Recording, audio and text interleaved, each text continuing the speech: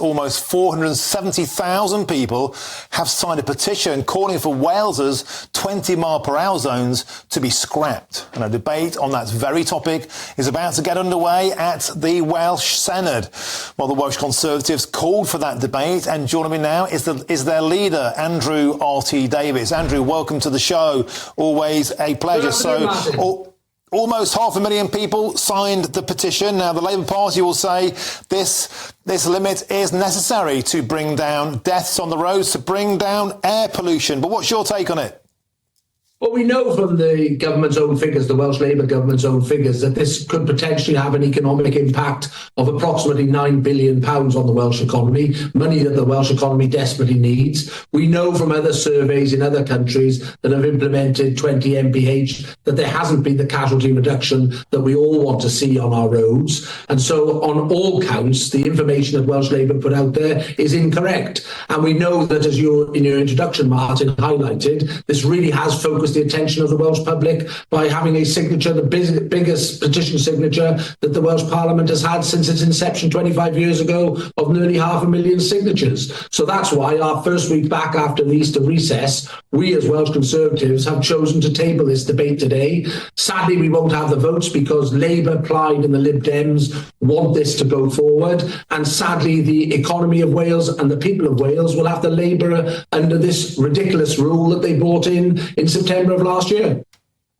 Well, Andrew, 500,000 people have signed that petition. They're obviously not very happy about it. But the fact of the matter is the setup of the Senedd means today's debate, as interesting as it may be, it won't have an impact. Well, this will still be made law. But what are you intending to say?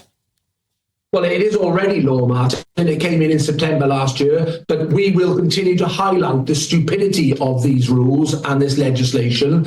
We believe that 20 mph outside sensitive sites such as schools, hospitals and care homes is a sensible precaution, but having a national reduction in the speed limit to 20 mph where it previously was 30 mph is, as I said, by the government's own figures, a big hit on the Welsh economy, up to £9 billion. And when you look at Spain, you look at Belfast, and you look at other areas which have implemented 20 mph on a similar scale, there hasn't been the casualty reduction that the Welsh Labour government have tried to promote. And so we make no apology for using parliamentary time to show that we are on the side of the people's choices when it comes to marking up priorities. And we believe that, given the scale of this petition and the constant mail-in to us as members of the Welsh Parliament, that this is an issue that's not going to go away. We're not going to let it go away, and we'll campaign right up until we get it changed. And Andrew, isn't another reason that this will stay in law is that these schemes are so lucrative? They take so much money off the motorists, they become a huge revenue source for the governments in power. Well, it is a revenue raiser as well. Obviously, the government delayed the introduction of the sanctions part of this legislation, and it's only the last month that sanctions have started to be implemented. This could have, obviously, a devastating impact on people's ability to go and earn a wage. We've heard from courier firms, for example, how they've had to cut down on routes and obviously extend delivery times because they can't get the roads, get round the roads that they need to. And we've also seen bus services withdrawn from bus operators in North Wales, Mid Wales and South Wales because obviously timetables have been impacted by the change in speed limit. But Andrew, the Labour Party will say that this is necessary. It might be painful, but it's necessary. It's about clean air. It's about leading the way. It's about setting a standard for the next generation.